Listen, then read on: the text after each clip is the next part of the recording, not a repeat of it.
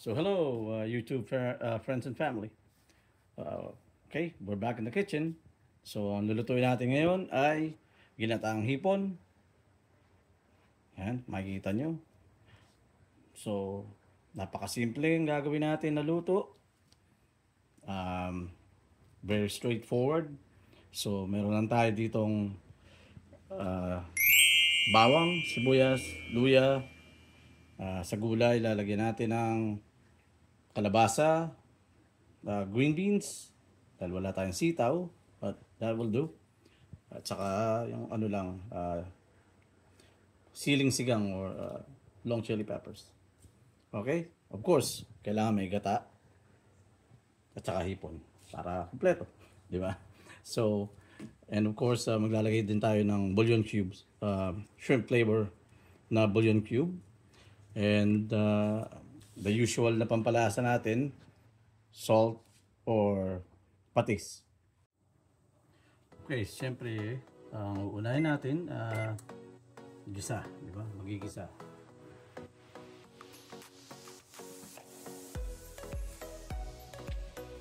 Yung talagang base ng Filipino cooking, di ba? Gisa.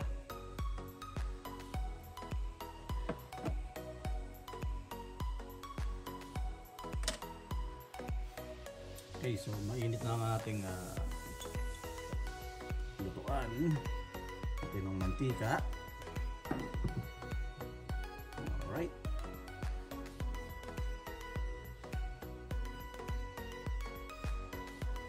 Ayan natin ang ating bawang.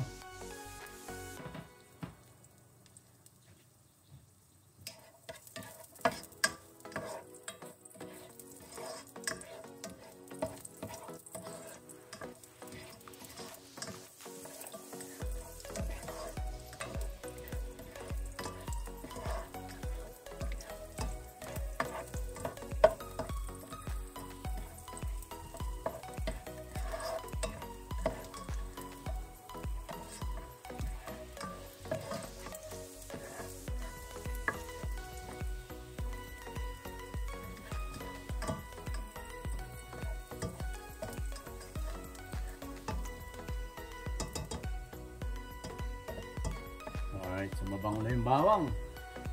Lalagyan na lang natin ang ating sibuyas.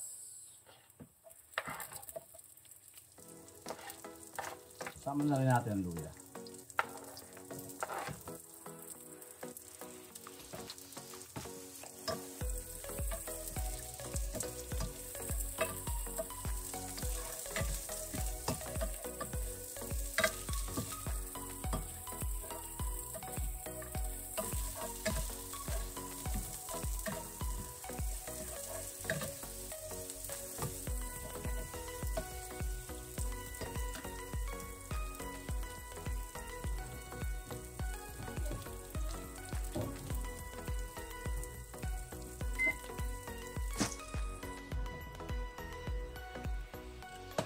Natin ng konting patis,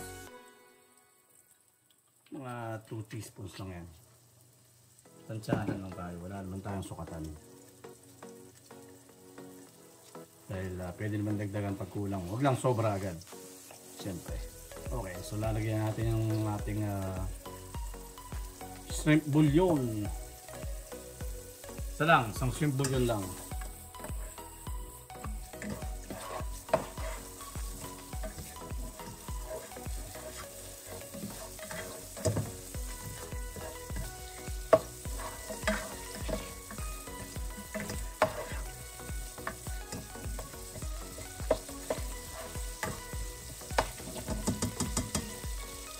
Sunod natin ang ating gata.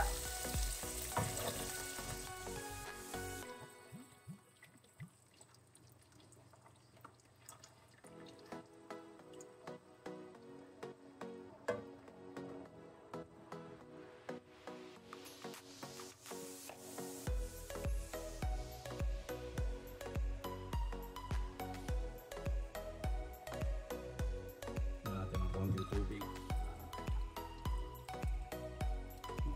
Lahat ng gata sa lata. Okay. Na, pakuloyin lang natin sa low heat.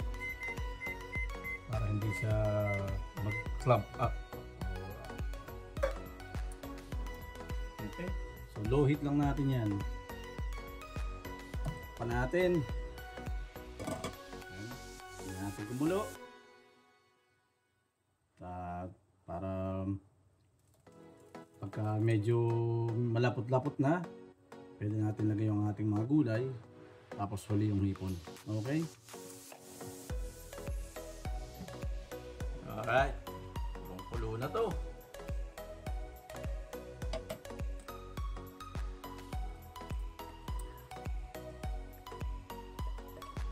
Okay. So, nasa low heat naman yan. Kaya natin lagay itong kalabasa.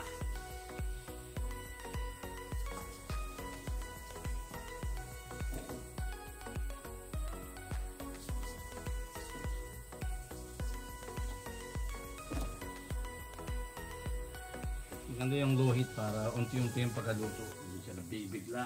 Hindi siya nadudurog ng husto.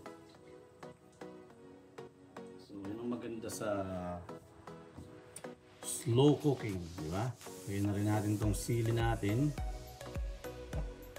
Okay. Pakuloyin lang natin ulit siya ng pakuloyin.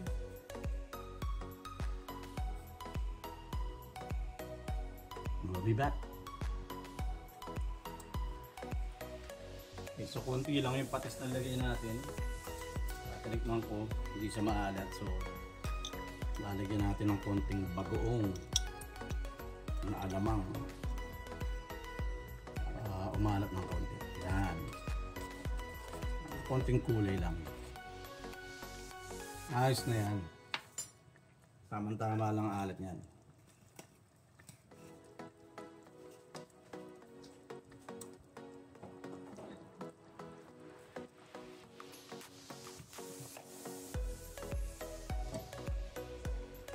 Alright, so susunod na natin ang ating green beans.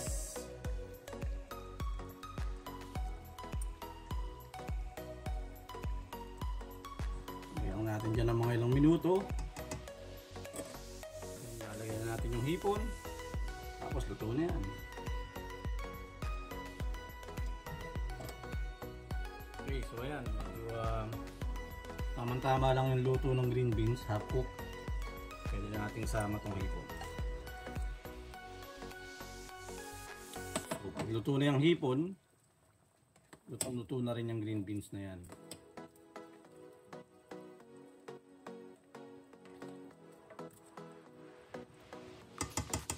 Looking good!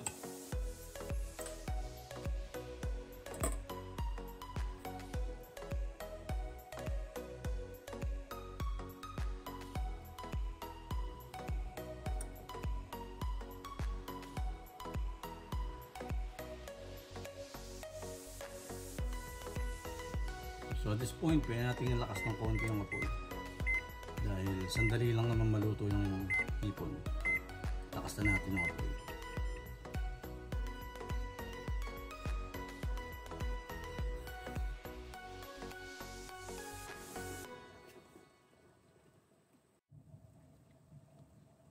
Okay, so kumukulo na. Haluin lang natin para mapantay ang luto ng hipon.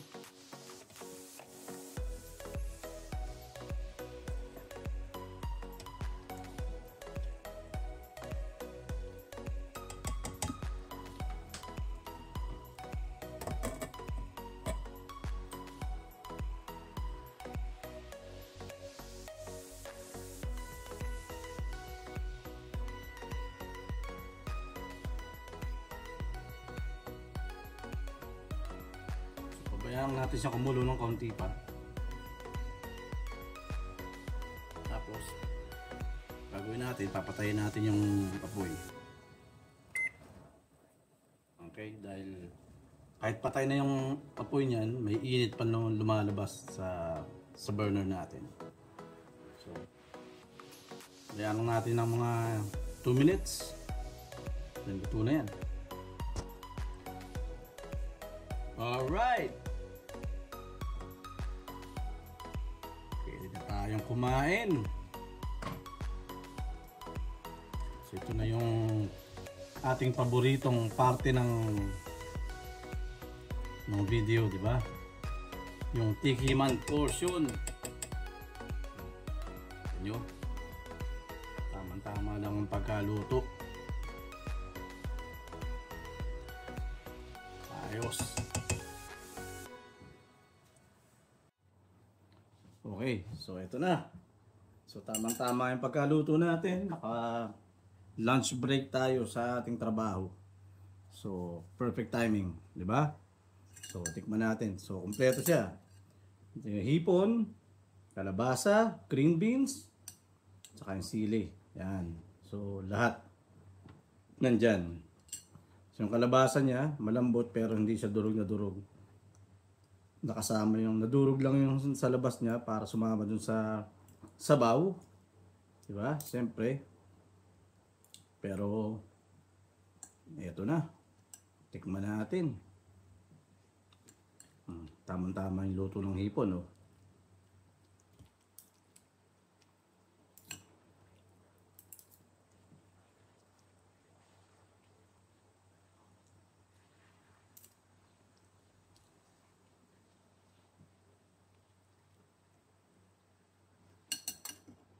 Kamayin na natin to.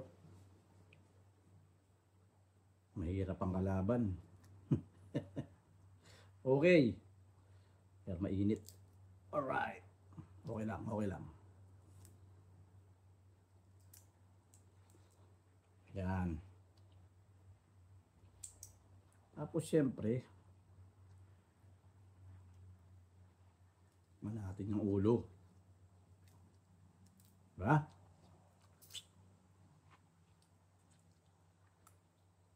Ayos. Delicious.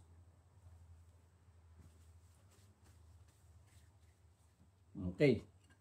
Kuha tayo ng green beans. Meron tayong hipon. Tayo ng piraso ng sili. Tsaka kalabasa. So load dyan. Loaded. Yan. Loaded dyan. Tikman natin.